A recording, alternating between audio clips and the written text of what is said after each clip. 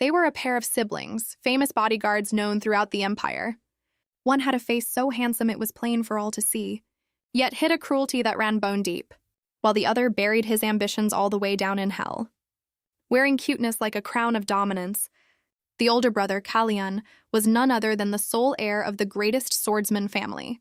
Yet every single day he loved nothing more than pretending to be weak, just so his little sister would protect him. Meanwhile, his innocent little sister Rosie had no idea at all, and lived in constant fear that her handsome brother might get hurt. Taking her brother worship to the extreme, she believed her brother had to be protected by her own two hands. That day, Rosie accidentally overheard some earth-shattering news near her brother. It seemed her brother had caught the Emperor's eye, and that Emperor had a perverted hobby of collecting handsome young men to bring back to the palace. If that was true, then her brother really needed to be careful, because his looks were simply too dangerously alluring.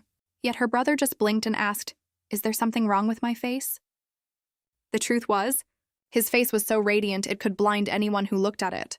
The number one beauty capable of enchanting even the Emperor was none other than Kalyan Wignac. Kalyan was the person Rosie held dearest, and also the heir of a legendary swordsman family. In truth, Rosie had already died once before. The girl she was now had been reincarnated. But unlike the usual trope of coming back as nobility or a princess, Rosie had the bad luck to be reborn as an orphan, scraping by day after day just to survive. Until one night Rosie ran into Kalyan, and at the time she thought he was calling for help. What a coincidence! In her past life, Rosie had possessed extraordinary swordsmanship talent. So after saving the handsome Kalyan, Rosie was naturally welcomed into the Wignac family. As Kalyan listened to his sister recount the story, he thought, something feels off here. In his memory, Rosie had clearly joined the Wignac family because of his own stunning good looks. Hearing that, Rosie frowned and thought it over. That did seem to be true. Besides, she hadn't actually fought his guards back then anyway. In the blink of an eye, 3 years had passed, and if anything had changed, it was that Kalyan was now doted on and protected by his little sister to an extreme degree. Kalyan knew Rosie was very strong, but no matter what, he was still the older one by rank, so she didn't need to worry so much. But how could Rosie not worry? Counting her past life too, she had actually lived 29 years, a full 10 years older than the Kalyan standing before her. Despite carrying the title of a great heir, his physical stamina was practically non-existent. On top of that, he was so slow on the uptake that even when a girl gave him an obvious green light, he never noticed a thing.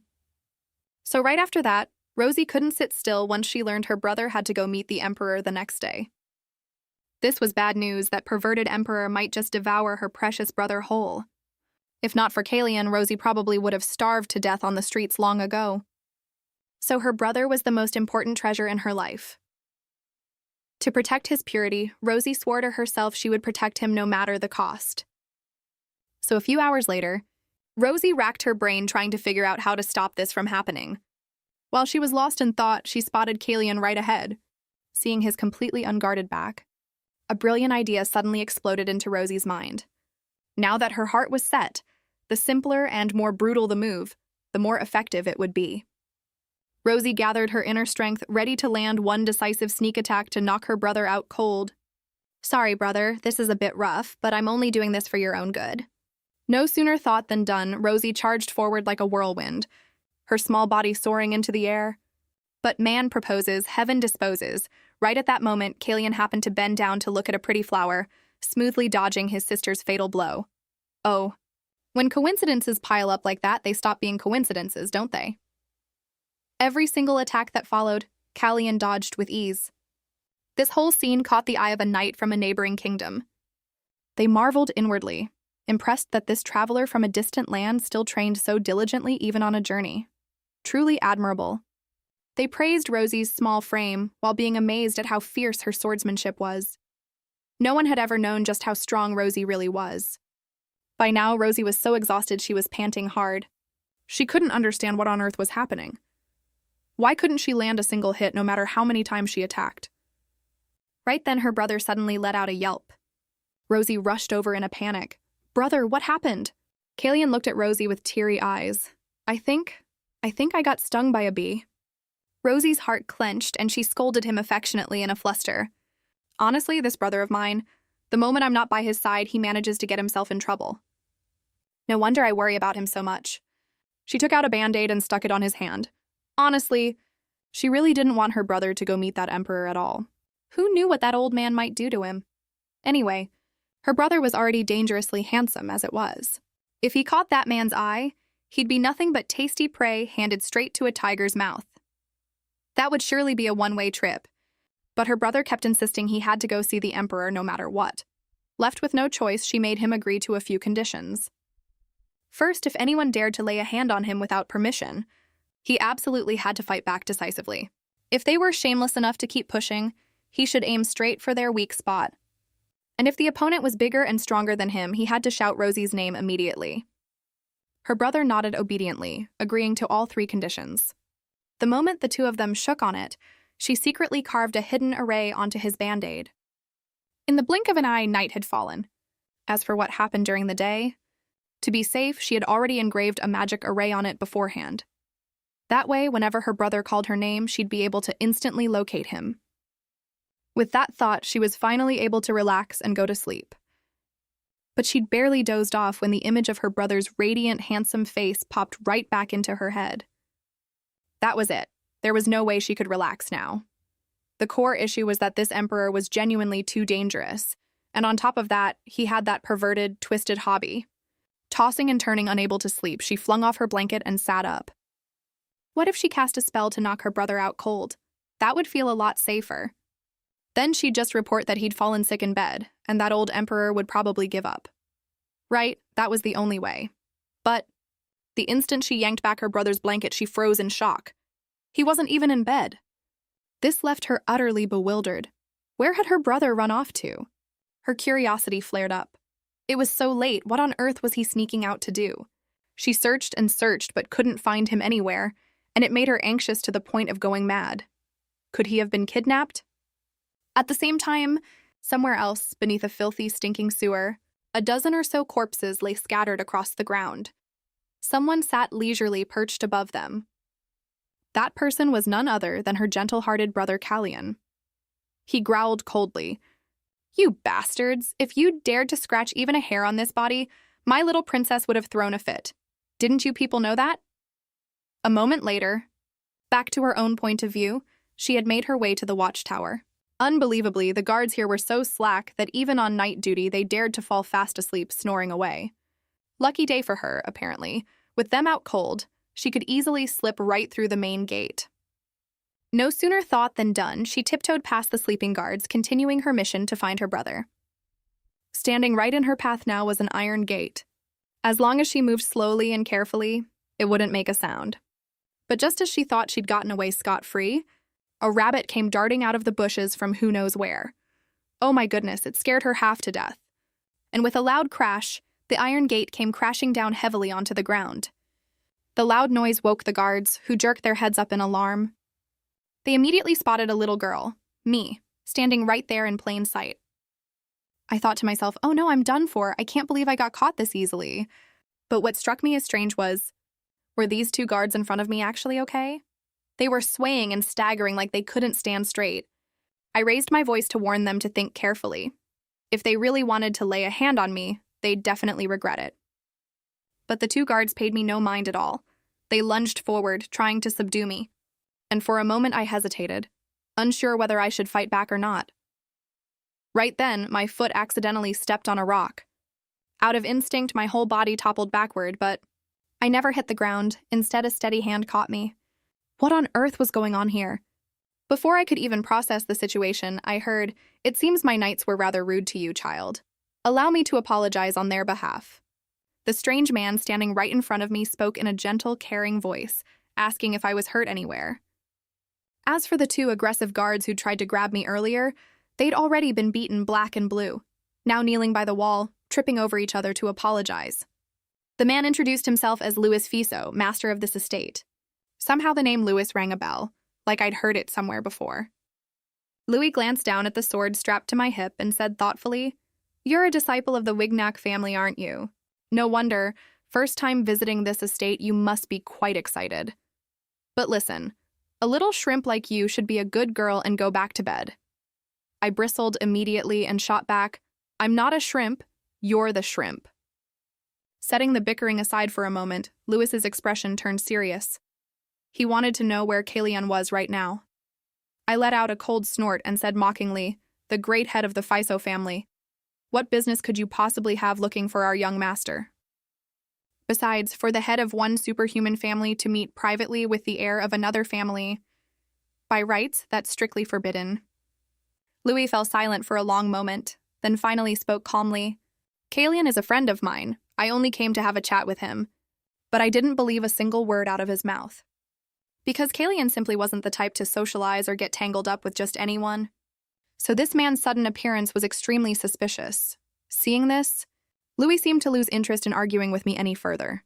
"If you refuse to say, then I'll just go ask your clan head directly. Oh, and by the way, I'll also be reporting that a disciple of the Wignac family has been sneaking around this estate, acting extremely shady." I couldn't believe it. He had me cornered. If anyone found out I'd messed things up, I'd be in serious trouble for sure. Backed into a corner, I confessed the truth. Kalian isn't in the estate anymore. A flash of surprise lit up in Lewis's eyes, and he muttered under his breath, "So that idiot has gone and made a mess of things again." I was still confused about why he suddenly seemed so irritated when, out of nowhere, I noticed a sharp fang poking out from the corner of his mouth. My mind raced. Right, the superhumans of the Fiso family, didn't they have the ability to shapeshift? If the Wignac family was famous as a peerless swordsman lineage, then the Fiso family was one capable of transforming into animals, using their own bodies as formidable weapons. Come to think of it, if I could seize this once-in-a-lifetime opportunity properly, who knows? I might just land myself an incredibly cool mount. With that thought, my eyes lit up and I asked him eagerly, "Dear Mr. Fiso, exactly what animal can you turn into?" He casually replied that he could transform into a black panther. Oh my gosh. Just hearing the words Black Panther already had me feeling amazed. Just imagine, with that kind of terrifying speed, he'd surely find Kalian in no time at all. Louis just stared blankly at my overexcited expression, completely bewildered. He was probably thinking, what on earth is this little brat scheming now? Without hesitating any further, I clasped my hands together and begged him for a favor. "Mr. Fiso, when you set out to find Kalian, could you take me along with you? Actually, I heard there's a gang in the Empire targeting this young master's life. I'm worried he might be in danger all alone. He could even have been kidnapped by now, for all I know." But Louis brushed it off, saying that was impossible. Maybe you don't realize it, but as the heir of a superhuman family, he's more than capable of protecting himself. If a little girl has to worry herself sick over him, what does that say about his standing as an heir? Furthermore, Louis suspected my real goal wasn't to find Kalian at all, but to turn the head of the Fiso family into my own personal mount. My secret had been seen right through. But I didn't care. I threw myself at him and hugged him tight, begging him to take me along. I promised I'd definitely be useful. Louis snapped at me irritably to let him go. But my hands had already swiftly finished chanting the transformation spell. A golden glow began radiating from his body. With no other choice, he had to go through with the transformation. Feast your eyes and witness the true power of the leader of the Fiso family. This guy sure is obedient. I never expected him to give in so quickly. Meanwhile, in another turn of events, Kalian had already guessed I'd realized he wasn't in his room. Right then, a woman suddenly appeared behind Kalian. I sensed the killing intent of a blade and came to check it out. Didn't expect it to actually be real. Should I take this as a declaration of war from the Avaro kingdom? Kalian sat perched atop the pile of corpses, smirking coldly. Declaration of war sounds a bit too dramatic, don't you think? I was just defending myself. By the way, I heard the Emperor has people hunting me down, is that right? I heard the old man has a rather twisted collecting hobby. So my face is pretty enough that he wants to snatch me up himself. Enough to send people after me, even. Kalian began to speculate. In that harem of men he's been gathering, there must be some grave secret being hidden. He probably intends to use me as a sacrificial offering for... Speaking of which, Kalian looked up, staring intently at the woman, or perhaps I should say, for a certain heart-shaped relic. At that, the woman's expression instantly changed. That was exactly the reaction Kalian had been waiting for. Because her reaction said it all, Kalian had guessed correctly. Back on this side, the Black Panther was truly flying, moving at lightning speed. Hey, little brat, why do you keep laughing while sitting on my back? He growled irritably. I didn't bother explaining, since he'd figure it out for himself soon enough. Also, he kept calling me brat and kid. It made me think he was much older than me, but honestly, he was probably still in the growing phase. His body was 3 times smaller than a full-grown Black Panther anyway. Having been read like a book, the Black Panther was utterly speechless, yet he couldn't just fling me off his back right then and there. Sitting comfortably on his back, I shouted proudly, "Come on, let's join forces and go find young Master Callion." The Black Panther snapped at me to shut up, saying I was way too loud. More importantly, we'd already covered quite some distance. If he weren't carrying me, he'd probably be running even faster. But then again, this kid, what does she even eat to be this heavy? Hearing that, I saw red. How could he say something like that to such a refined young lady? The Black Panther was completely at a loss. As thick-skinned as you are, and you still dare call yourself refined? Right in the middle of our bickering, I suddenly felt a very distinct surge of magical energy. Looking up ahead, Callion's magical energy was coming from underground in this area. I could sense it now. But faced with such a vast, sprawling area, I had no idea where to even begin. Right then, I heard Callion calling my name. That was thanks to a spell I'd cast on his bandage beforehand. I'd told him that if he ever ran into an enemy stronger than himself, he should call my name immediately. By this point, I felt like I couldn't wait any longer. My brother could be in danger at any moment. I told the Black Panther to hurry up and move. I've found where my brother Callion is. Meanwhile, on the other side, Callion was thinking that this emperor was truly an idiot. He'd practically told her outright where the star relics were.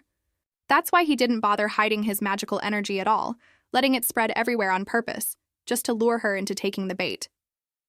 She felt that he was even more dangerous than she had imagined. It seems the Wignac heir isn't as gentle as he appears. I am a knight of the Kugos family. Now that I know you've been eyeing the star relics, I absolutely cannot let you leave here as you are. Today I will erase every last one of your memories, and only then will I send you on your way. The words had barely left her mouth when Callion's figure suddenly appeared right behind her. Perhaps you don't know this, but that relic already belongs to me. The woman jolted in shock. You appeared behind me? Since when? But her movements suddenly froze in place. Because his blade was already resting right against her throat. All living things must die eventually. Passing on a little early won't leave you with any regrets, Kingus. Kingus's heart skipped a beat. That overwhelming killing intent was clearly the real deal. That girl still has a long road ahead of her. She's far from fully fledged yet. Callion had never meant this as a joke, just what kind of monster was standing before him. Kingus asked, trembling, Are you really going to attack the head of a superhuman family? That's more than enough to spark a war. A cold glint flashed across the sharp edge of his blade. Humph, I couldn't care less about that. With that, Callion tossed his sword to the ground. Kingus couldn't understand it at all. What on earth was this man trying to pull now? Callion made it clear he had no interest in starting a war himself. With that said, he turned to deal with the pile of corpses. Kingus was burning with curiosity, unable to figure out what schemes Callion might be brewing. But Callion wasn't about to explain a thing. Oh, and about what happened here, just turn a blind eye to it. These men ganged up and bullied a weakling like me. It was absolutely beyond outrageous. So I killed every last one of them. Consider it them paying their debt. And that girl might show up here any moment now. Callion curled his finger slightly, then whispered gently to it. Rosie, I'm right here. Kingus couldn't make any sense of what Callion was doing, but no matter what he did, her instincts kept telling her that this man was absolutely extremely dangerous.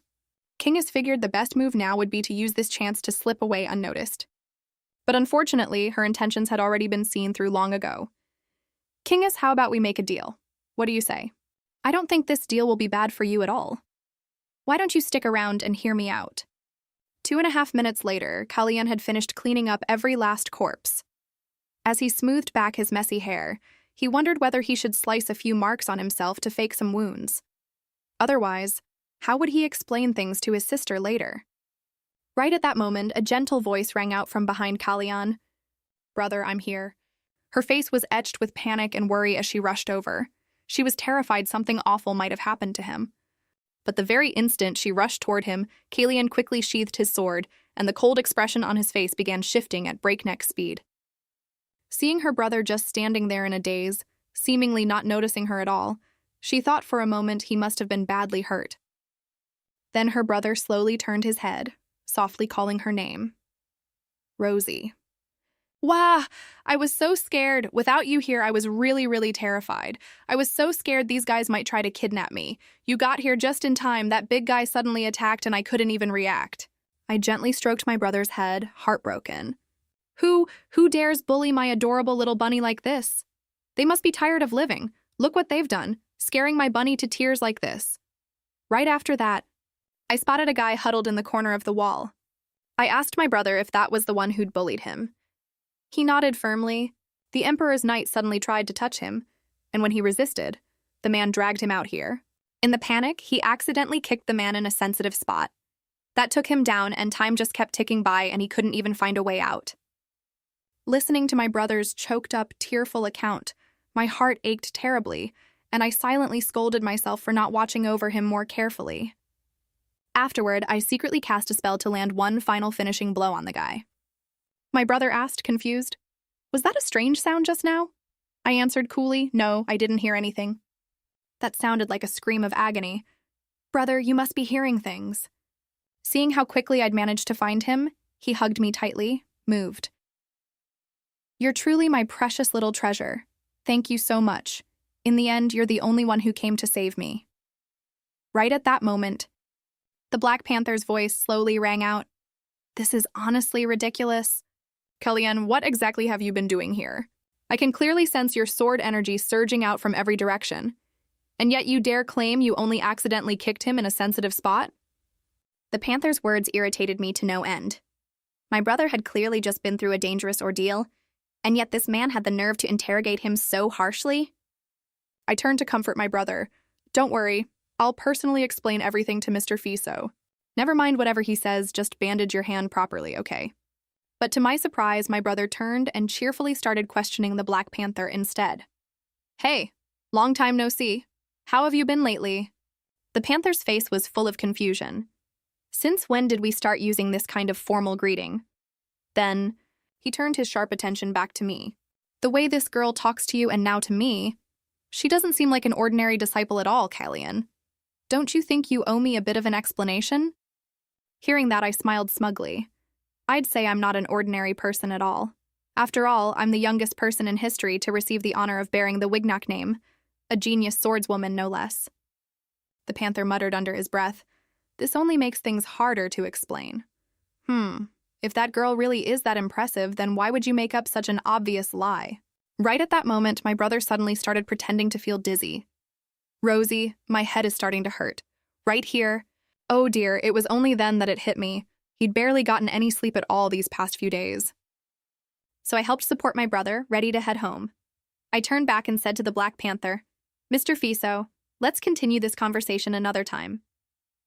My brother looks exhausted, so I need to take him back to get some rest." Just before leaving, Kellyanne shot the Panther a look that seemed to say, "You know what to do." Then he mouthed silently, "This girl is my precious treasure. Don't you dare bother her again. She's still so young, and I never want her burdened with anything." The Panther was truly at a loss for words. What was wrong with these two people? Kellyanne was clearly terrifyingly strong, so why go through the trouble of faking a fainting spell? "His name is Kingus?" the Panther asked. "Could it be that Kellyanne forced you to stay silent about this?" Kingus looked rather guilty. "We've already erased the memories of the Emperor and the captain of the Royal Guard. Both sides have also agreed not to breathe a word about what happened here today." Suspicious as it was, accepting this condition wasn't difficult at all.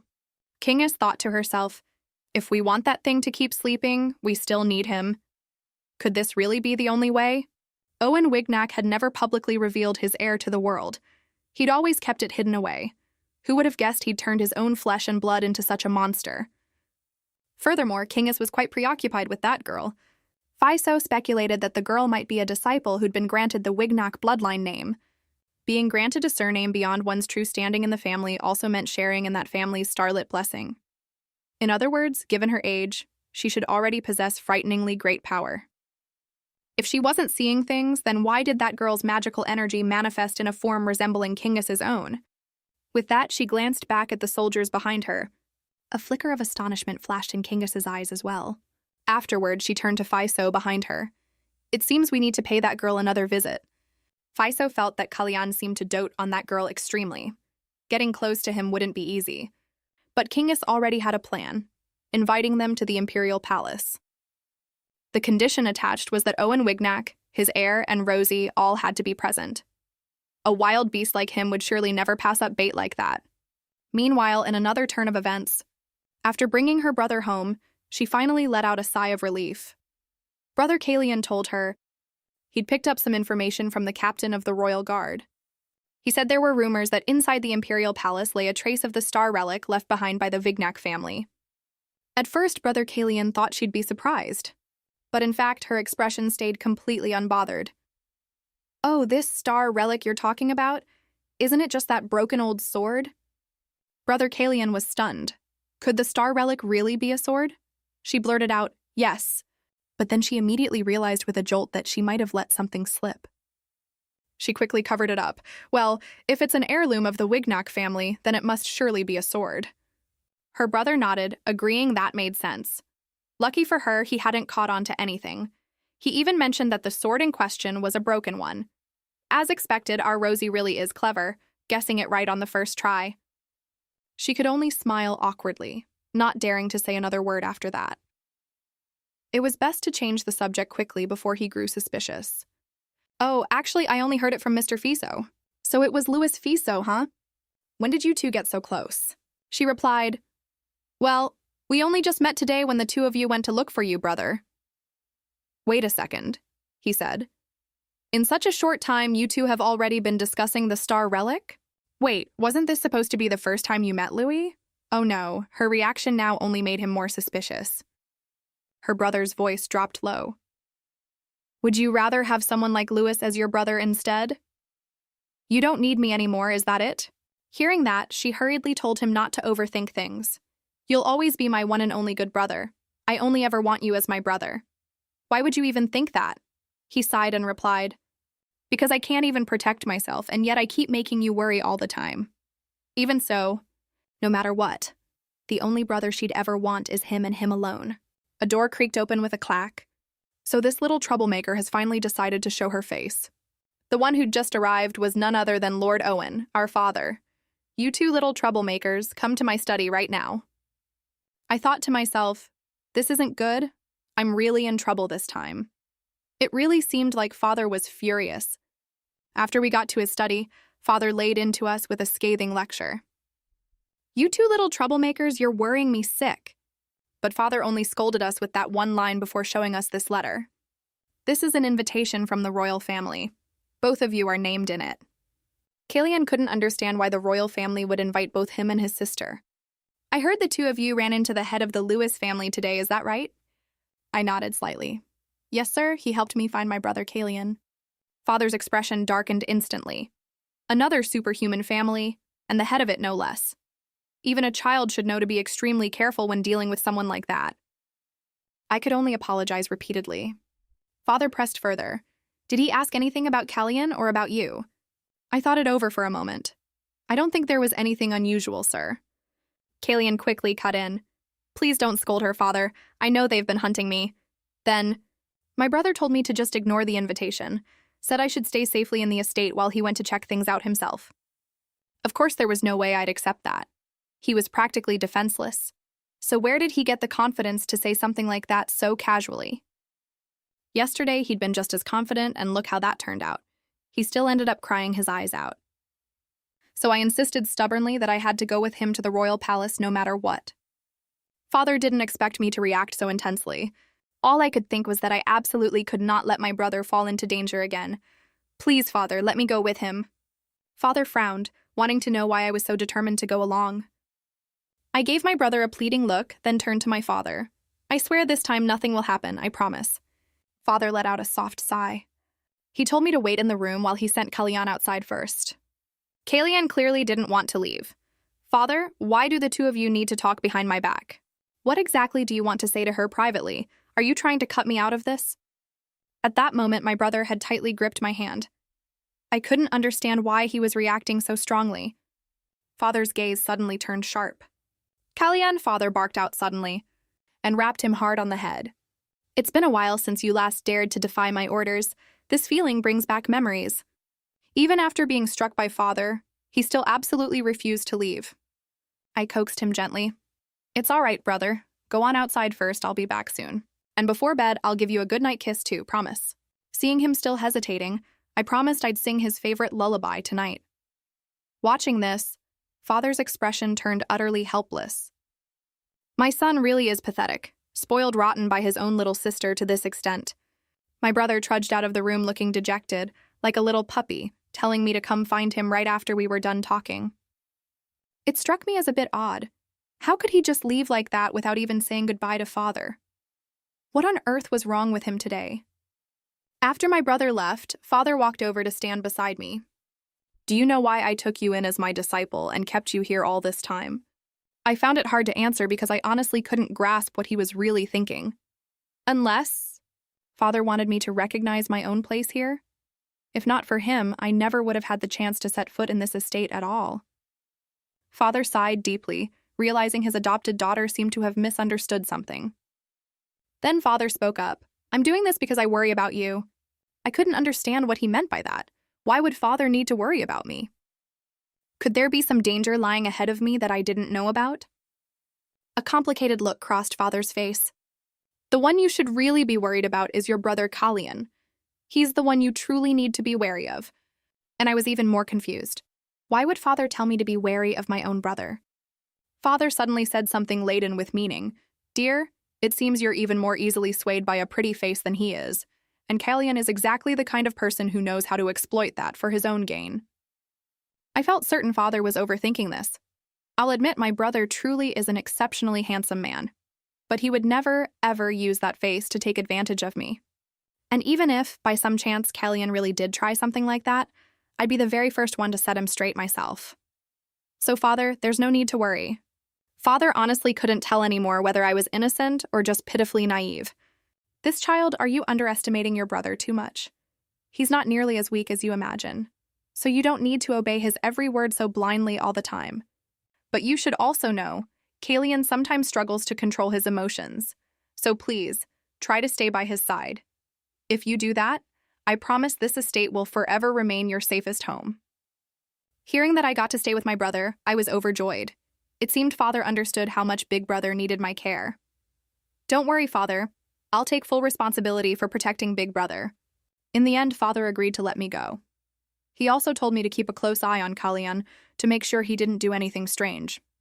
Afterward, father told me to hurry back and find Kalyan before he started sulking again. Before I left, I happened to catch father smiling with an expression that was both helpless and full of love. I really thought I was about to get scolded, but to my surprise, father gave his blessing, so I ran straight to my brother's room. Kalyan, I'm back. Come welcome your adorable little sister already. But at that moment, Kalyan seemed a bit off, which made me pause for a second. What's wrong with my brother? Could he have caught a fever? But looking closer, something didn't quite add up. I noticed he was getting hotter and hotter by the second. Then it hit me. Could today be that day? My brother nodded gently. Yes, that's right. Today is the day the star fury flares up. This is a kind of frenzied, violent state that only happens when a superhuman's body receives the blessing of the stars, but can't withstand that immense power. I'd heard before that some people managed to safely pull through this, but Kalyan's symptoms were genuinely severe. On top of that, there was no way to predict when it would strike. I sat down beside him. I know you're in terrible pain. I'll sing you a lullaby, just like I promised. Sleep now, my good child, the beautiful roses are blooming. As I sang, I quietly released a bit of magic. My brother found it truly amazing. Every time he heard me sing, it was as if he'd been struck by some magic spell. All his pain simply melted away. What he didn't know was that I'd actually been secretly using magic this whole time. Seeing me by his side made him so happy, he hoped that from now on I'd always be right there beside him. I can't just keep using the same trick every single time he has a Star Fury episode. I'll definitely need to have a proper talk with him about this later. But right now there's still one more thing I need to take care of. With that thought, I stepped out of the room. The moment I left, my brother opened his eyes. In truth, he hadn't been asleep at all. He kept replaying what she'd said earlier in his mind. Whenever Big Brother needs me, I'll always be right by your side. For my whole life, I'll never leave you. In the blink of an eye, the next day arrived. I put on a little detective hat, wore sporty pants, and slipped into a pair of small white shoes. Good morning, Kellyanne. My whole look made Big Brother jump in surprise. He thought I looked way too handsome for my own good. I turned and asked him, do I look handsome enough? Handsome enough to qualify for the Imperial harem? Hearing that, Big Brother's expression suddenly turned serious. What do you mean by that? Earlier, I'd heard Kellyanne mention that the Sacred Star relic was somewhere inside the Imperial Palace, so I figured it was probably hidden in the harem. Suppose they wanted to hide a sacred relic that was slowly spiraling out of control, having been separated from the stars for too long. They'd surely keep it in the most secluded spot in the palace. And if the Emperor was trying to lure Kellyanne there to make use of the mountain's protective energy in order to soothe the relic, then the whole thing would make perfect sense. This was the answer I'd spent over 2 hours racking my brain to work out. There was absolutely no way it could be wrong, because the true owner of that Sacred Star relic was none other than our family's own adorable little puppy. I patted Big Brother reassuringly, telling him not to worry and just trust me. All he had to do was believe in me alone. Though I was still a bit puzzled. I'd clearly already put a disguise spell on my face. So how did Big Brother recognize me in an instant? Could my magic be that shaky? Bam! Out of nowhere, a soccer ball smacked me right in the back of the neck. 2 kids came running from behind, demanding I kick their ball back to them. With a thud, I sent that ball flying far, far away with one kick. Kids these days really don't know any manners, kicking someone and not even a single word of apology. Big Brother came over and gently rubbed my little head. That must have hurt quite a bit, huh? Suddenly, a passerby walking by remarked, "Wow, these 2 siblings sure seem close." Well, that comment made me feel so pleased with myself. Seems my disguise wasn't completely see-through after all. I still passed as a decent little kid. I quickly threw my arm around Big Brother's shoulders to keep up appearances. Yep, that's right, we're super close siblings, blood-related and everything. Big Brother went along with it too. Yep, that's right, very close. Right at that moment, Father happened to walk over as well. If even Father couldn't recognize me, then my disguise magic was a total success. Naturally, after arriving and looking around without spotting Rosie anywhere, Father pointed straight at my face. Where'd this kid come from? Dad, it's me. It's Rosie. Since I wanted to protect Big Brother, I needed to look tough and strong, so I put on a little disguise. Father's expression at that moment looked incredibly awkward. But why did I suddenly get such a bad feeling about this? My little hands rubbed together excitedly. If even Father couldn't tell, then my disguise really had no flaws at all. I'd been worrying over nothing this whole time. Anyway, I was still puzzling over one thing. How did Big Brother spot me with just one glance? The star relic, huh? Just wait and see. They'll be taking your brother in there before long. Father said only the clan head and the heir were allowed to attend the conference, so I had to stay behind here. Big Brother told me not to wander off, or else he wouldn't be able to find me when he came back out. But right at that moment, a voice suddenly cut through the conversation. Kellyanne, long time no see, that man was quite handsome too. The Emperor with the twisted taste. He looked much younger than I'd imagined. The Emperor put on a deeply apologetic look about the rudeness from that night. I only wanted a private word with you. One future clan head to another. But it seems my intentions were misunderstood. With that, he grabbed hold of Big Brother's hand. That sight made my heart skip a beat. Had that pervert's twisted hobby flared up again? Why don't we find somewhere quiet to talk this over slowly? What do you say? I'll arrange everything exactly to your liking. You'll be more than satisfied. I was already getting a headache. What on earth did this Emperor mean every time the word liking came out of his mouth? At this rate, Brother Kellyanne was going to become his prey, so I had to step in and ruin the mood. Brother, where are you going? Aren't you taking me with you? The Emperor looked flustered. This child is... Your Majesty, my brother is quite busy with the conference. Would Your Majesty take me along instead? I put on my most obedient, adorable expression on purpose. No matter what, I had to cut off this connection between the Emperor and my brother. Otherwise, he'd be in real danger. All I could think at that moment was, rather than let my brother go with him, it would be far better to let him take me instead. The Emperor raised an eyebrow with interest. If Kellyanne is your brother, then you must be from the Wignac family too? Yes, Your Majesty, I'm from the Wignac family. My name is John. The Emperor suddenly seemed to recall something. Ah, now I remember. I heard a few years back this family took in an orphan. So that was you?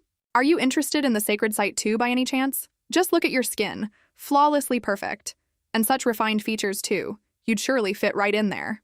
I cursed him silently in my head. Stop staring at me like that, you perverted old man. Right after that, he spoke up with a proposal. Let me borrow your brother for a moment. Would that be all right? Kalian hesitated visibly. He glanced at me once, and I met his eyes to reassure him, telling him to trust me.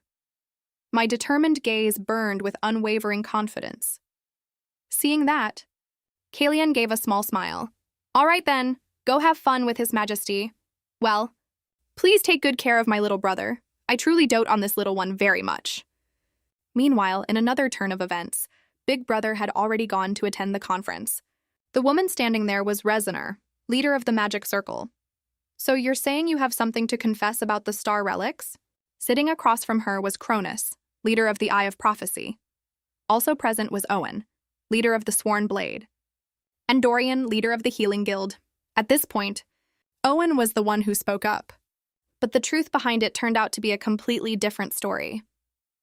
12 years ago, that revival crystal had already been stolen by some thief.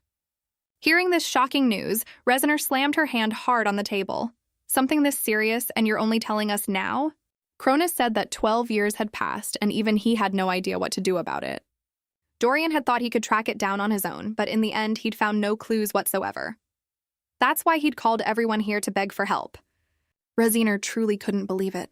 12 years, 12 whole years, and you're only now opening your mouth about this? Lewis turned to look at Cronus. Don't tell me you're out of options, too? Your right eye is a star relic. It's supposed to see the future.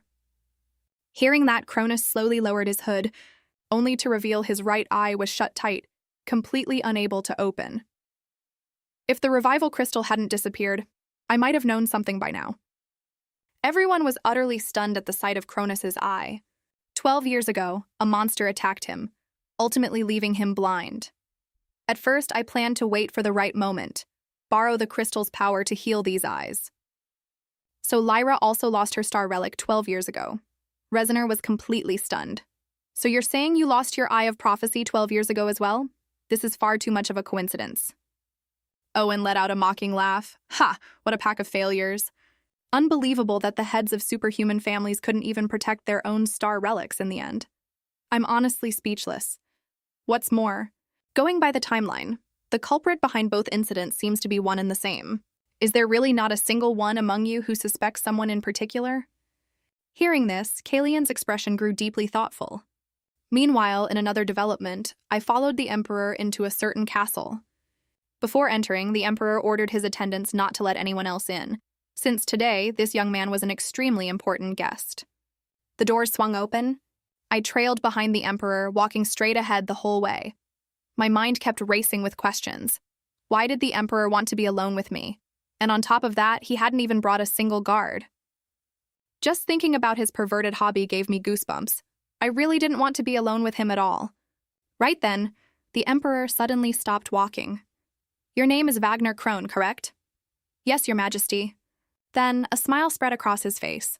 Something absolutely wonderful awaits you up ahead. So go on and look forward to it. Little did he know the only thought running through my mind was, is this old man about to reveal his disgusting true colors?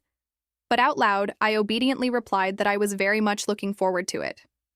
Along the way, he chatted with me quite a bit, even asking if I'd ever read any history books about the continent. I told him I'd read a few while still at the estate. What I remembered reading in those history books was, according to historical records, after the First Great Continental War, 3 of the 5-star relics had vanished, and to this day they've still never been found. I couldn't help but doubt that, wasn't he clearly hiding one of the star relics himself? The sacred weapons of the stars are relics that hold the purest power drawn straight from the stars. In the past, the superhuman families had fought over them so fiercely it sparked countless brutal wars. Learning from that history, we now devote everything we have to maintaining balance between the families. And yet, humanity's hunger for absolute power has never truly gone away. And of course, this emperor was no exception. If he thought I hadn't noticed his despicable little scheme, he was sorely mistaken. He wanted to use my naive brother to seize the star relic, didn't he? I absolutely would not let an emperor with such a twisted hobby have his way. Right then, the emperor let out a soft laugh. We've arrived. A massive gate appeared right before my eyes. The ground itself seemed to be radiating some strange, powerful force. But at that very moment, I heard a voice calling out to me, "Young one, come here, come to me." Following that voice, I kept walking deeper and deeper inside. From behind the great doors poured a brilliant golden light, and wrapped within that light was a broken sword. Let me get a good look at that pretty face of yours. I immediately realized this was the star relic itself. I couldn't believe it was actually here. Suddenly, my body began floating upward on its own. Right after that, a soft, jade-smooth hand cupped my face. So the star relic had taken the form of a divine goddess. Oh, what an adorable little face. Let Big Sis give it a kiss. But very quickly, she noticed something was off. The goddess's eyes widened in shock as she recoiled backward. Kid, you're not a boy at all. Who exactly are you? Well, there it was. I knew I was done for, caught red-handed after all. I couldn't believe I'd been the one to blow my own cover. Little Rosie's disguise as a boy had finally been exposed. Once she realized Rosie was actually a girl, the goddess instantly lost all interest. Rosie could only apologize over and over, but deep down she thought, well, at least I got somewhat lucky. At the very least, the emperor waiting outside still had no idea about the truth. The goddess suddenly stepped right up close to Rosie. This little brat, clearly you're not even the legitimate heir, and yet you dare put on such an attitude? Rosie hadn't expected her identity to be seen through so easily, but it seemed the goddess had no clue that she'd traveled back in time. If that was the case, then she needed to keep this secret buried even more carefully. The goddess seemed to have grown tired, no longer bothering to argue with me. So she wrapped things up with one final line. If you want to get on my good side, then go find me a truly handsome man. Hearing that, I froze in place for a solid 5 seconds. So it turned out this divine goddess before me had a thing for handsome men. Oh. So that meant it was never the emperor who was into men at all. It was this star relic in front of me. And though I was still a bit shaken inside, thinking it over, this was honestly a golden opportunity. I immediately raised my hand to volunteer. I know an incredibly handsome guy. The goddess eyed me doubtfully. You actually know someone like that? Absolutely, I know a gorgeous young man so handsome he practically glows, dazzlingly beautiful, radiantly stunning, visible even from outer space. I promise I'll personally drag him here for you. Meanwhile, in another turn of events, Dorian was still doing everything he could to convince everyone to help search for the star relic. He even offered up an enticing condition. Whoever found the star relic would earn permanent rights to use the revival crystal. Cronus nodded in agreement to lend a hand. If we can't recover it, there's no way to cure these eyes of mine. The other two families also eagerly offered their support. Owen was no exception either, saying he'd start investigating the Aperia Kingdom right away. Dorian was deeply grateful for everyone's willingness to help. Reznor, however, was preoccupied with what had happened 12 years ago, that day when every single star relic had suddenly vanished into thin air. Reznor quietly glanced at Kalyan standing behind her. That man is definitely plotting something shady, and so is that girl from yesterday. The first time I laid eyes on her, I genuinely couldn't believe it. How could the two of them look so identical, like carbon copies of each other? It was truly uncanny. But then again, that girl had clearly died a full 12 years ago. A wild theory suddenly popped into Reznor's mind that she must have been reborn as a little girl. Cutting to another scene in front of a room on the other side, the Emperor was pacing back and forth anxiously, waiting outside. 10 minutes went by and finally he saw me step out of the room. Only this time I'd already transformed back into my male disguise. I started putting on an act, pretending to sulk. Your Majesty, aren't you going to explain anything to me? Sure enough, the Emperor scrambled to explain himself. I'm sorry, I lied to you. I spent years searching the entire continent, gathering handsome young men from every corner to try to soothe the star relic, but eventually I realized it needed someone blessed by the Wignac family. If I told the head of the Wignac family what I saw today, what would you do? The Emperor began to feign innocence. Child, could you possibly keep this a secret? I pressed him further, asking why he'd done such a thing. Why hide the star relic at all? The Emperor sighed, guessing that if the clan head found out the truth, he'd surely fly into a rage. At first, The Emperor had thought this was a rare opportunity. But he soon realized a fatal problem. The power of this star relic was truly beyond terrifying. It was completely different from the relics of Lyra and Elteva. It carried a power capable of wiping out everything in this world. And from that moment on, an overwhelming dread began creeping over the Emperor. He feared the balance of power among the superhuman families would collapse entirely. We might well witness the first great continental war repeat itself once again. I mulled it over for a moment and thought this Emperor's story actually made some sense. Nothing about his demeanor suggested he was lying. But if that was true, then why had he tried to capture my brother, the heir, in the first place? The Emperor hastily explained that everyone had said the boy had an extremely gentle temperament, so he'd assumed the boy was exactly the type the star relic liked. Hearing that explanation, it did sound fairly reasonable. The Emperor kept apologizing over and over for having deceived the two of us siblings.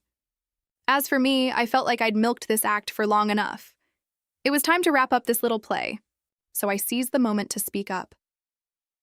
I won't tell the clan head about this. I trust your majesty had good reason for everything you did. Hearing that, the Emperor's heart soared with joy. Oh, thank you so much for understanding, child. I feel like the two of us are going to get along splendidly. From now on, you can just call me Uncle. He even generously offered to let me stay overnight at the palace. After all, it was already pitch dark outside. But the Emperor was still curious about one thing. The moment I'd walked in, the sanctuary had suddenly gone completely quiet. How exactly had I managed to calm the star relic down so easily? Could it be that it was particularly fond of me? Caught off guard, I felt a bit flustered, stammering without knowing how to explain. It must be quite fond of you too, sir. Time passed by quickly, and before long, night had fully fallen. At that point, I once again snuck up to the sanctuary door. I tugged on my brother's sleeve, signaling him to stay quiet. Shh, step lightly, brother. Whatever you do, don't let anyone catch us. Deep in my heart, I quietly whispered a silent apology to His Majesty the Emperor. I did promise not to tattle to the clan head, but I never promised I wouldn't get my own hands on the star relic. The reincarnated identity of little Cece had finally been exposed. Reznor had a vague suspicion that Cece was very likely the girl from 12 years ago, once hailed as a genius among a million, Rosity. Meanwhile, in another turn of events, Cece secretly led her brother into sneaking into the sanctuary. The timeline now rewinding 6 hours earlier. My brother asked me hesitantly, "Is the star relic really being hidden inside the Emperor's palace?" I nodded firmly to confirm it. Yes, and what's more, it's absolutely obsessed with handsome men. Hearing that, my brother patted my head and praised me, saying it only took me a little while to sniff out the relic's location. Right after that, I coaxed my brother into coming to meet the star relic in person. Why should I care about all those flimsy little lies grown-ups make up anyway? If it truly is the Wignac family's star relic, then of course Arcalion is its rightful owner. And if the star relic happened to fall head over heels for my brother and stubbornly insisted on following him home to the Wignac family, then not even this whole empire could stop it. The timeline fast-forwarded back to the present, and by now my brother and I were already standing right at the entrance. His face lit up with intense excitement. So the star relic was hidden right here? I glanced over at him and noticed he seemed a bit nervous and tense. But honestly, he really had nothing to worry about at all. Because how could the star relic possibly resist my brother's charm? Come on, let's head inside quickly. My brother smiled and nodded, following along behind me. Thank you, little Cece. Meanwhile, in another turn of events, Wignac and the Black Panther Lewis had pried open a coffin. But to their shock, they found the coffin completely empty. Not a single body inside. The Black Panther was utterly stunned. There's no way a corpse could fully decompose into bare bones and then turn to dust in just 12 short years. Furthermore, he noticed signs on the coffin that it had been forced open by brute strength. However, it didn't look like this had happened recently. This meant that, long, long ago, someone must have stolen Rosity's remains. Reznor's throat went completely dry. The Black Panther kept racking his brain, trying to figure out who on earth would dare commit such a disrespectful act against the dead. But halfway through his thought, he suddenly paused as something occurred to him. Come to think of it, didn't Lady Rosity also pass away 12 years ago? Do you think this could be connected to whoever stole the revival crystal? Reznor couldn't say for certain, but she truly believed there was a thread connecting these two events. Though Reziner still had no idea what the real motive behind it was, still, word had it that girl was a once-in-a-century genius. Even among superhumans, she was exceedingly rare, and on top of that, she'd been a strong candidate for the next head of the Kugos family. The revival crystal had been stolen the exact same year she passed away. Add to that the fact that her remains had now vanished as well, and afterward, out popped a little girl who looked like an exact copy of Rosity. Reziner found it hard to believe all of this was mere coincidence, so she was determined to get to the bottom of it. Reziner wanted to confirm once and for all whether little Cece truly was Rosity. But right at that moment, the two of them suddenly sensed an enormous surge of magical energy erupting somewhere within the Imperial Palace. This overwhelming energy sent chills down their spines, and it was coming from the main hall, not far from where they stood. At the same time, the goddess looked utterly astonished. "What exactly did you bring in here, kid?" I was completely clueless, having no idea what was happening. "I already told you I'd bring you an incredibly handsome man." The goddess seemed thoroughly disgusted by my brother, because she caught a scent coming off him that was absolutely nauseating. That smell filled her with revulsion. "How dare you keep a person like that by your side, kid? Are you out of your mind?" Hearing her say that, my blood truly boiled. I clenched my 5 fingers into a fist, cracking my knuckles. The kitten was furious now, truly furious. How dare she talk about my brother like that? "Excuse me, what exactly do you mean by a person like that? You're being quite rude. How dare you call my wonderful brother that?" But just as I looked up, I noticed my brother's expression didn't look right at all. That struck me as very strange. What on earth was going on? My brother suddenly took a step forward. He seemed intent on snatching the broken sword hovering in midair. That was their family's star relic. This action made the goddess extremely displeased. What an insolent brute. Instantly, the goddess's figure transformed into a streak of light, flying straight into the broken sword that was the star relic. I quickly urged Big Brother to calm down. "Brother, charging in to seize it like that doesn't seem like a good idea at all. Aren't you going to ask the goddess's opinion first?" But Big Brother completely ignored everything I said. What's more, I noticed his hand seemed to be starting to crack open. At the same time, the star relic was reacting the same way, its blade trembling violently without stopping. Big Brother spoke in an icy voice. "All your resistance is meaningless. No matter what you try, in the end you will belong to me." But the goddess had no intention of submitting to Big Brother's attempt to claim her. "I would rather vanish completely right here than surrender this body to a thing like you." Right after that, a blinding burst of light erupted all around them. I genuinely had no idea what to do anymore. If this kept up, Big Brother was going to be in real danger. Besides, something about him felt off today in a strange sort of way. That demeanor was nothing like the brother I knew. Could he possibly have some kind of split personality? No one expected little Rosie to become the star relic's true master.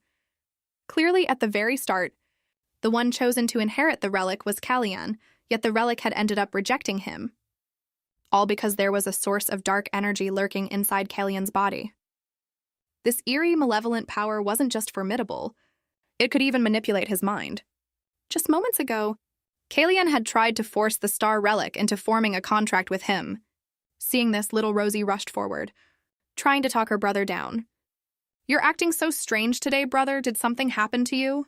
Kalyan's mind had just barely regained a shred of clarity. But right at that instant, the star relic wrenched itself free from his grasp, flying straight to little Rosie's side. "You lying little brat."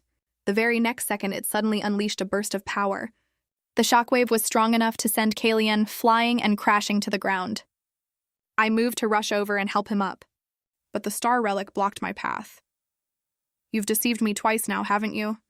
You will pay dearly for this, you damn little liar." I had no idea what it was even rambling about. I'd clearly done exactly as it asked, bringing it a gorgeous, peerless man after all. If even his looks weren't good enough for you, then there's not a single soul on this planet who could ever satisfy you. But what the star relic was actually after had never been my brother's face at all.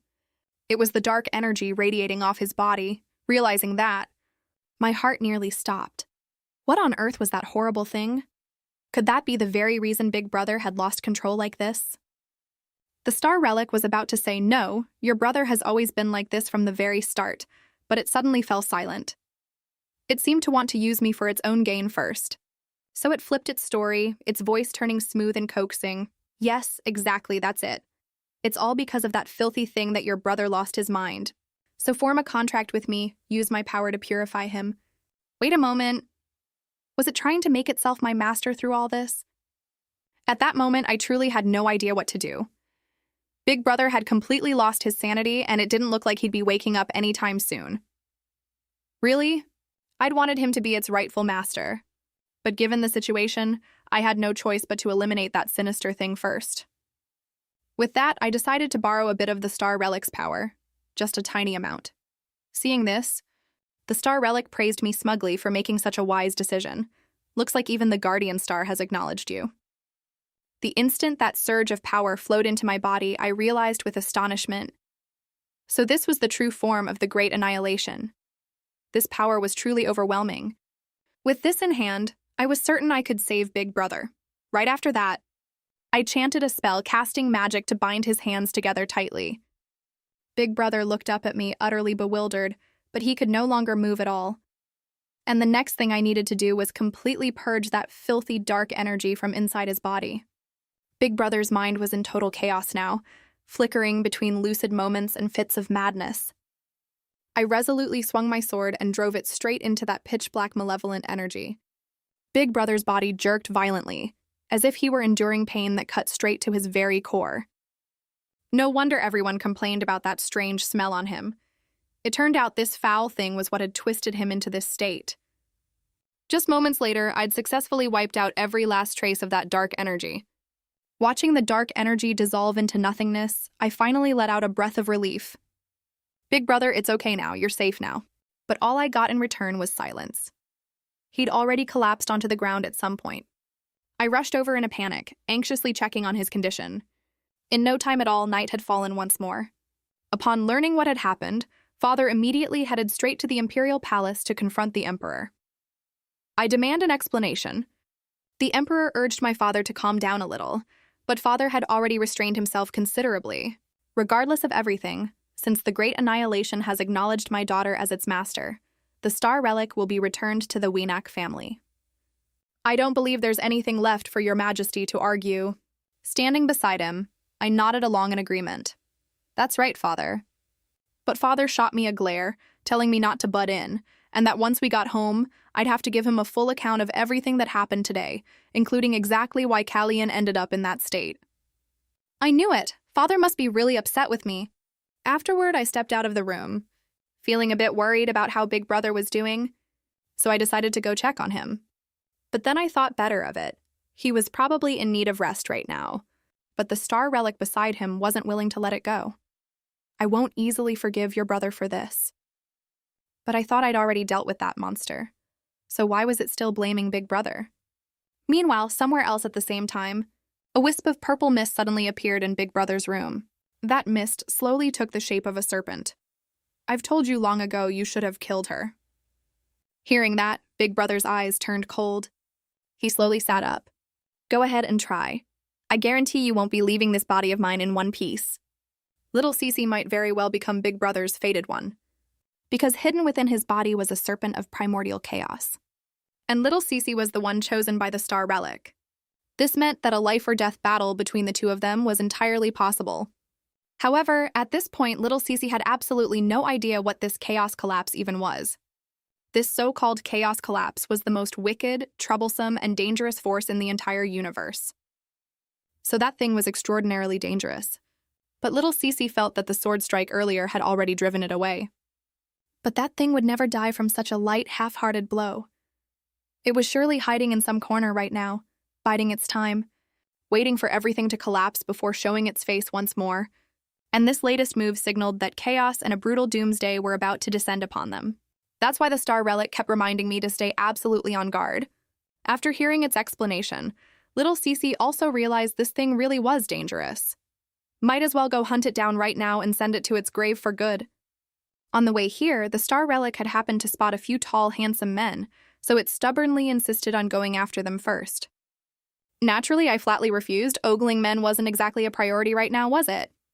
Anyway, at first I just thought it was some familiar monster, who knew it would make even a Star Relic this wary. Besides, since when had that thing latched onto Big Brother anyway? I had no idea what it was trying to gain from him. But the next time it dared lurk around Big Brother, I absolutely would not let it get away.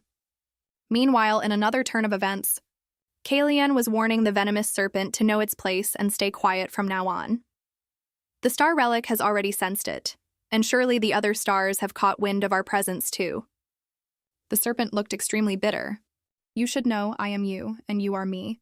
The two of us, though separate, are one and the same, sharing every glory and disgrace bound to this single body. It hissed a warning at Kalian to watch himself. If you ever corner me to the brink of death again, I'll have no choice left but to go after that brat myself. However, Big Brother seemed to let every one of its threats go in one ear and out the other.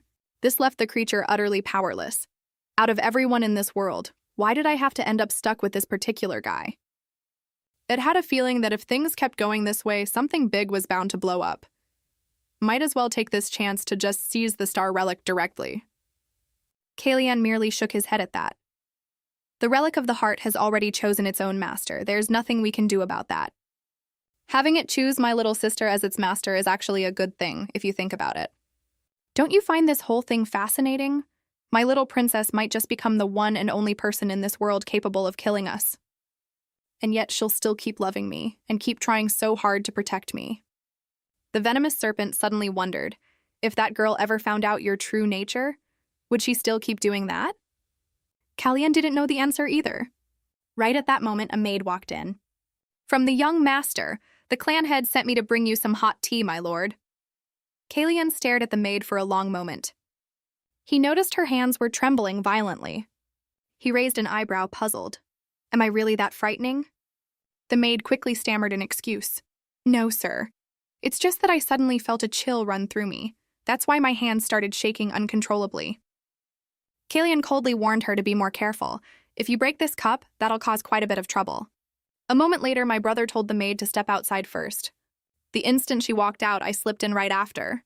I peeked my head in shyly. Big brother, it's me. I've come to visit you. Kalian's expression shifted almost instantly. The faint, cruel darkness on his face vanished completely. Not a trace of malice left, replaced instead by a gentle, doting smile. I told Big Brother not to push himself too hard. If his body wasn't feeling well, he should just rest properly. Then I started telling Big Brother everything that had happened inside the sanctuary. Big Brother looked apologetic, saying his memory had been spotty lately, that he couldn't remember a thing. I quickly reassured him, it's okay, brother, don't force yourself to remember those awful memories. Who knows what kind of terrible consequences that chaos collapse thing, or whatever it's called, might have caused anyway. Hearing that, Big Brother suddenly froze. He looked deep into my eyes. Did you just say chaos collapse? Watching his reaction, I felt certain he really didn't remember anything at all. If he ever found out something so horrifying had latched onto him, he'd surely be scared out of his mind. So I decided to bury this whole matter for good. Don't worry about it, brother. Just focus on resting up properly. Big Brother nodded obediently. If you say so, then I'll take good care of myself and recover. Seeing how frail and weak Big Brother looked, I suddenly felt a pang of sorrow. His face seemed to have grown thinner, and his complexion looked terribly pale. So I came up with an idea. Once we got back home, I would go find a miracle remedy to heal his body. And this so-called miracle remedy was actually a specialized medicine used to treat Big Brother's star fever condition. Lately, this illness of his had been flaring up more and more often, and since he was still only in his teens, once he grew older, the condition would likely only get much worse. From now on, he needed to learn how to stabilize his own magical energy on his own. He couldn't keep relying forever on my lullabies just to get through each day. Especially on those restless, sleepless nights, if this miracle remedy could help keep Big Brother's body and mind stable, then surely he'd also be able to resist the effects of the chaos collapse. So I suggested that Big Brother should really wear a protective necklace or a warding ring at all times. Hearing that, Big Brother just chuckled softly. You don't need any of that. Having you by my side is more than enough. Rosie, you'll always protect me, won't you? In the end, little Rosie had finally identified the very person who had killed her in her past life. Facing the sworn enemy from years ago, she forced herself to stay calm, holding everything in. She absolutely could not let the person in front of her realize she was really Rosidi. And yet just moments earlier, Kalian had felt that having Rosie by his side forever was more than enough. Rosie froze completely upon hearing that. She kept shaking Kalian repeatedly. Brother, are you even listening to me right now? You desperately need a bottle of miracle remedy. Kalian simply replied, Then why don't you just become my miracle remedy directly? Isn't that easier? I felt like this was a terrible idea. Because turning a single person into someone's permanent remedy carried far too much risk. There was no telling when that burning sensation in his heart might flare up again. So we couldn't just sit around waiting to see what happened. If the person serving as the remedy passed away first, there would be absolutely no way to fix things. For the rest of his life, he'd be left suffering the torment of that illness alone. Think of all the tragic stories we studied before, don't you remember? He then suggested that the two of us become each other's remedy instead. I guess you're about to go looking for your own remedy too, then? I honestly couldn't understand why he was being so unusually stubborn today, insisting so hard on us becoming each other's remedy. He probably didn't realize this was something only couples who'd sworn eternal devotion, who loved each other across every lifetime, ever did. So I had to make him understand clearly. Only people who truly love each other can become one another's remedy. His expression at that moment looked rather sulky, but I'd already explained it as clearly as I possibly could. Once we got back to the kingdom, the very first thing I needed to do was find a proper remedy for him. In the blink of an eye, the next day had arrived. At that moment, I was sitting in front of my vanity table, when a servant came to report that Father was calling for me. I'd already half expected this, since Father had mentioned before that he'd want to talk to me in more detail about Kalian's situation. All I needed to do was tell Father the truth exactly as it happened. It probably wasn't anything too serious. But to my surprise, the moment I arrived, I ran straight into several deans from the other academies. Their gazes were absolutely terrifying. I bowed politely in greeting, yet they completely ignored me, and worse, they kept staring at me with piercing eyes. Were these people upset about something?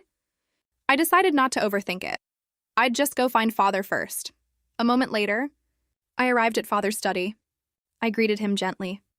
Cece, did you bring the Great Annihilation back safely? What Father was referring to must have been the Star Relic. Except right now, the Star Relic was actually sitting out in the open at the Fiso family's training grounds. Father looked utterly baffled, asking why it had ended up there of all places.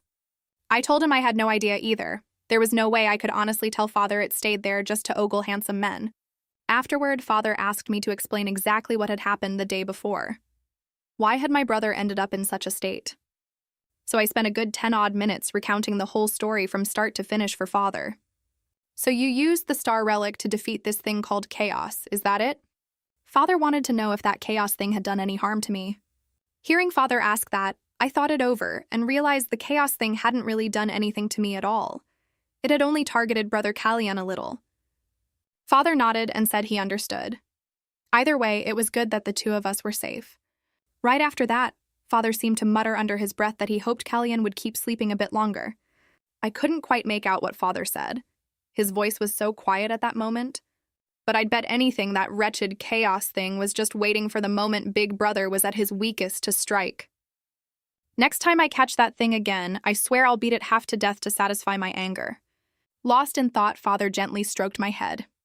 Having you around really puts my mind at ease. I'm truly glad the Star Relic chose you. But not everyone is going to feel as happy about this as I am. Even now that you're the sword's rightful master, the other families will start looking for ways to suppress and hold you back. That comment suddenly reminded me of something. No wonder those people earlier had been glaring at me like they wanted to shoot me. So that was the reason behind it. Father assured me firmly that no matter what, whether it was that Chaos thing or the leaders of the other families, our family would always prioritize protecting me and would spare no effort to keep me safe. So there was no need for me to worry too much. Hearing Father say that put my mind completely at ease. Staying with the family really was the safest place to be. But honestly, I wasn't all that worried to begin with. Having Father care for me like that made me truly happy. Right at that moment, I accidentally bumped into someone. I was just about to apologize. But the instant I saw the face of the person in front of me, I froze on the spot, completely stunned. He reached out a hand asking if I'd gotten hurt from the bump. I'm so sorry, I'm afraid I might have bumped into you. Even though on the outside, he was quite handsome.